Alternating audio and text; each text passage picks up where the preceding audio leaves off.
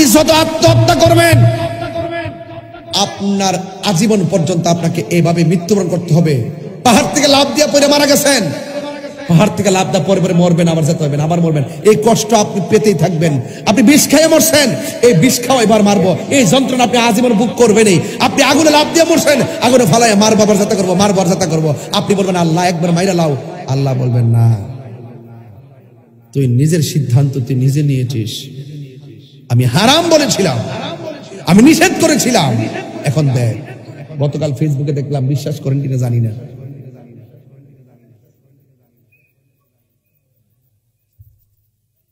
পাগল নাকি ফ্লামান গুলো,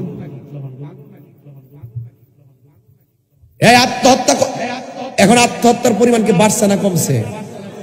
গতকাল দেখলাম মনির ভাই বিদেশ থেকে ছেলে, ও হাতের মধ্যে বিষের বোতল নিছে, নিয়া বলতেছে আমি এই জীবনে রাখলাম না।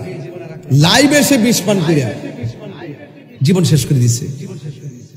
খবরদার আত্মহত্যা করবেন না। মা বোনদেরকে বলবো, স্বামীর সাথে জিদ হয়েছে, একটু উজু করতে থাকেন। বন্ধু বান্ধবকে বলবো, বাপ মা ধমক দিয়েছে, পুকুরের ঘাটলা যায় উজু করতে থাকেন।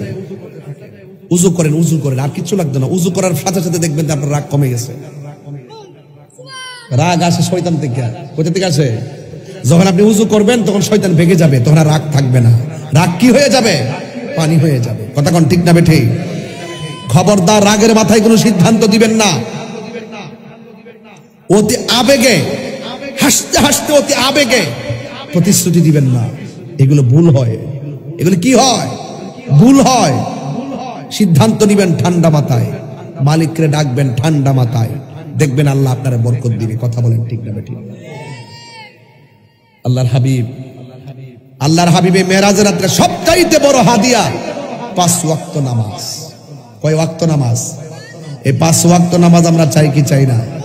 কারা কারা চান একটু হাত তুলেন তো দেখি। ইনশাল্লাহ সবাই চাইতো, ইনশাল্লাহ সবাই চাইতো, ইনশাল্লাহ। আল্লাহ যেন কবুল করে, বলেন আমিন। আরো জবান খুলে বলেন আমিন। ভাইরা আমার, এখানে রাখলাম। ভাইরা, শেষ কথা, আখিরি কালাম।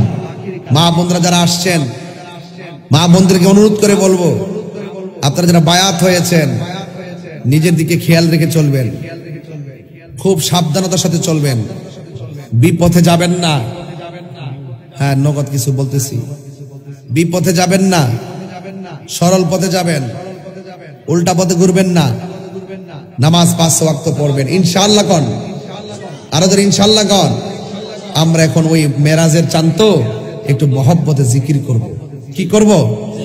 জিকিরের তালে তালে আর ইশকের সাথে যেন আল্লাহ পাক এই তুলাকান্দির কবরস্থানের আযাব যেন আল্লাহ মাফ করে দেন।